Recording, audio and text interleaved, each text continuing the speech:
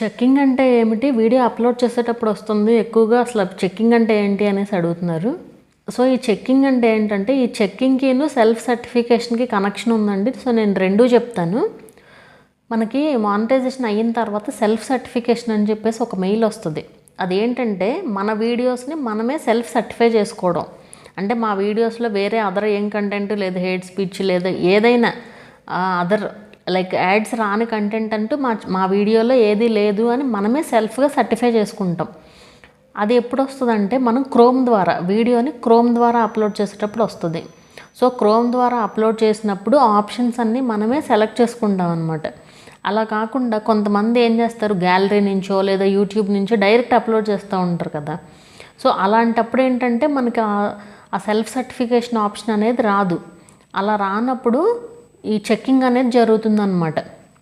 అంటే ఇప్పుడు మనం సెల్ఫ్గా సర్టిఫై చేసుకున్నా కూడా చెక్స్ జరుగుతాయి బ్యాక్గ్రౌండ్లో.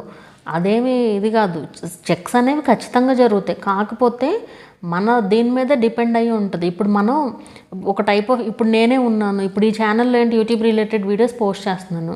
సో డైలీ పోస్ట్ చేసేటప్పుడు నేను అన్నీ కూడా క్రోమ్ నుంచి అప్లోడ్ చేస్తాను వీడియోస్. ఖచ్చితంగా సెల్ఫ్ సర్టిఫికేషన్ అన్నీ చేసే పోస్ట్ చేస్తాను.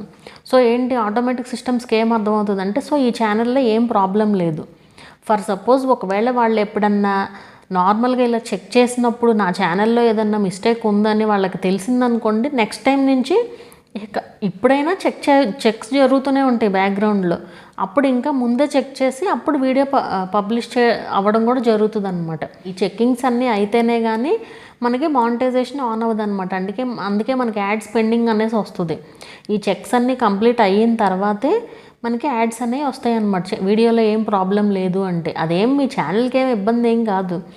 అది ఎందుకలా చెక్ చేసుకుంటుందంటే, ఒకవేళ వీడియోలో ఏదన్నా లైక్ యాడ్స్ రాని కంటెంట్ ఏదన్నా ఉంటే కనుక ముందే స్టాప్ చేయడానికి వాళ్ళు అది పెట్టారనమాట.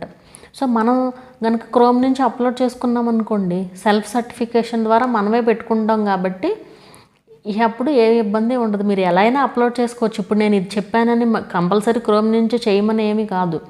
బట్ ఈ చెక్స్ గురించి టాపిక్ వచ్చింది కాబట్టి చెప్తున్నాను అనమాట. అది ఆల్రెడీ సెల్ఫ్ సర్టిఫికేషన్ గురించి వీడియో చేశాను. అది ఎలా అప్లోడ్ చేయాలి, ఎక్కడ వస్తాయి అవన్నీ కూడా వీడియో ఉంటుంది. ఆ వీడియో లింక్ డిస్క్రిప్షన్లో ఇస్తాను, చూడండి.